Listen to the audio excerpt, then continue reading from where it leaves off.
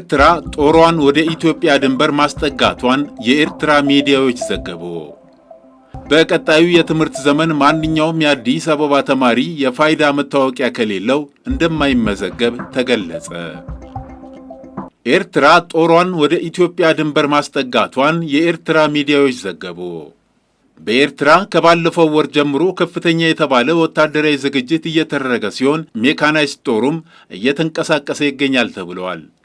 በሀገሪቱ በተላለፈው ወታደራዊ ትዕዛዝ መሰረት ከብሔራዊ ጦር ተለይተው የነበሩ ተጠባባቂ ወታደሮች በፍጥነት ጦሩን እንዲቀላቀሉ መደረጉ ይታወሳል። ወታደራዊ እንቅስቃሴው ሀገሪቱ ሰሞኑን ከኢትዮጵያ ጋር በገባችው የቃላት ምልልስ ጋር ተያይዘው ይሁን አይሁን የተባለ ነገር የለም። በተከታይ መረጃ በቀጣዩ የትምህርት ዘመን ማንኛውም የአዲስ አበባ ተማሪ የፋይዳ መታወቂያ ከሌለው አይመዘገብም ተባለ። የአዲስ አበባ ከተማ ሥራ አስኪያጅ ጽሕፈት ቤት ከወሳኝ ኩነት ጋር በመሆን ከ5 ዓመት በላይ የሆኑ ተማሪዎችን መመዝገብ ተጀምሯል።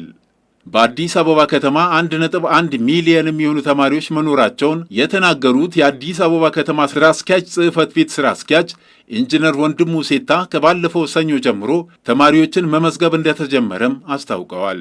በዚህም በአንድ ወር ውስጥ ከ450 ሺህ በላይ ተማሪዎችን ለመመዝገብ ዕቅድ ተይዞ እየተሰራ ይገኛል ብለዋል።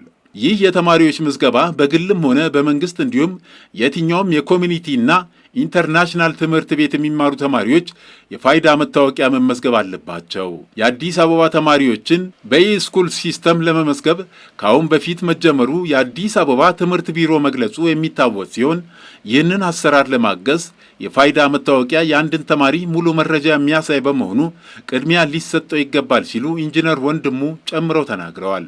እስካሁን ከ5 ሚሊዮን በላይ የአዲስ አበባ ከተማ ተማሪዎች የፋይዳ መታወቂያ ተጠቃሚ መሆናቸውም ተነግሯል። በቀጣይም ማንኛውም የከተማ አስተዳደር አገልግሎት ለማግኘት የፋይዳ መታወቂያ አስገዳጅ ይሆናል ተብሏል። በሌላ መረጃ የአዞ ስጋ ሬስቶራንት ለመክፈት እንቅስቃሴ መጀመሩ ተገለጸ። የአርባ ምንጭ አዞ እርባታ ሥራ አስኪያጅ አቶ ዳዊት ዳኜ ለአርትስ ቴሌቪዥን በሰጡት ሐሳብ በአርባ ምንጭ ከተማ የአዞ ስጋ ምግብ ቤት ለመክፈት እንቅስቃሴ መጀመሩን ተናግረዋል።